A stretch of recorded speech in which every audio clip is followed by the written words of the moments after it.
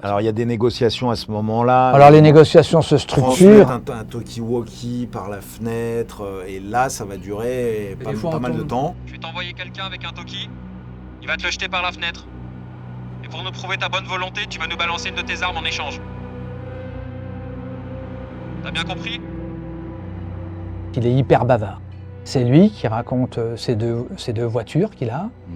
À un moment donné, il donne un Colt 45 pour montrer qu'il est de bonne foi et qu'il va se rendre, pour faire durer. Parce qu'en fait, après, on l'a su après, toute cette comédie là où il parle, où il dit je vais me rendre, mais il me faut un peu de temps. Ouais. En fait, c'était pour récupérer et pour tenir. Voilà. C'est ça.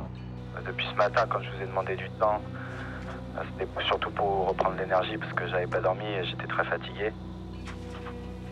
Après, le fait que vous rentrez, comme je vous l'ai dit, je me défendrai jusqu'à la mort. Oui, il explique ses motivations. C'est au nom de Dieu, hein, au nom d'Allah qu'il a commis ces crimes. Vous nous tuez en Palestine, vous nous tuez partout dans le monde, nous les musulmans. Donc nous aussi, on a le droit de tuer vos enfants, vos militaires, etc. Cette histoire de musulmans, c'est assez spécial. On l'a vu sur tous les attentats qu'on a faits. Eh bien, cette histoire de radicalisation à l'islam, elle est quand même assez bizarre. Alors c'est vrai, il y a radicalisation, parce que Merah, c'est quand même...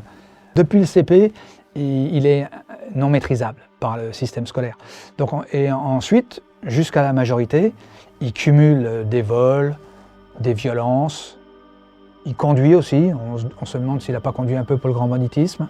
Enfin bon, bref, il fait 15 condamnations avant sa première peine de prison. Tu veux dire qu'il a un sentiment d'impunité Quoi, il est impuni, oui, parce que 15 condamnations, ça veut dire on ne sait pas combien de rappels à la loi il a eu, et combien de fois il ne s'est pas fait choper, et etc., etc.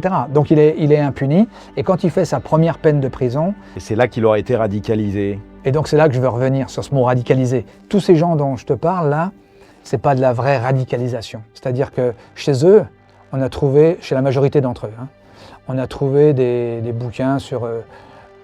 l'islam pour les nuls, le Coran pour les nuls, c'est pas des théologiens. Leur radicalité, pour moi, elle est plus une admiration d'un style de vie, admiration de Ben Laden notamment,